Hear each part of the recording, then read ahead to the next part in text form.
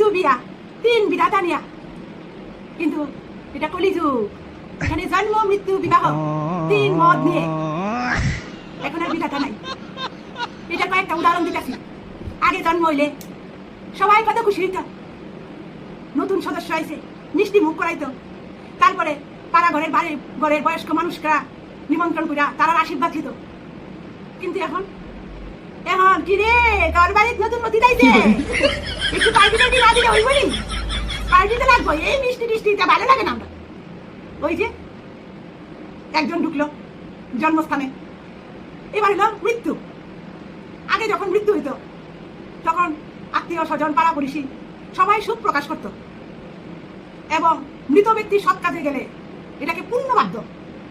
কিন্তু এটা কলিযুগ, এখানে মৃত্যু হইলে দুঃখ প্রকাশ তো করে, কিন্তু দুঃখ প্রকাশের স্টাইল আলাদা।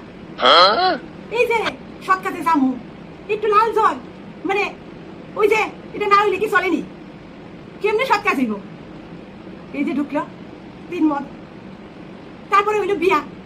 বিবাহ তো একটা আনন্দের অনুষ্ঠান, এই অনুষ্ঠানে যদি মদ না থাকে তাহলে কি ভাল লাগে? তাই বিবাহ অনুষ্ঠানের মধ্যে আগে পরিবারের সবাই আত্মীয় স্বজন পাড়া পড়শি সবাই কাজ করত, কিন্তু বর্তমানে হারিটা হয় না। বর্তমানে তো ওইটা ধরা, ওই যে তিন মত ছাড়া কিছুই চলে না। এর জন্যই বলি জন্ম মৃত্যু বিবাহ তিন বিধাতা নিয়ে এখন আর বিধাতার হাতে নাই, জন্ম মৃত্যু বিবাহ এখন মদের হাতে। পরিবর্তন কলিযুগ।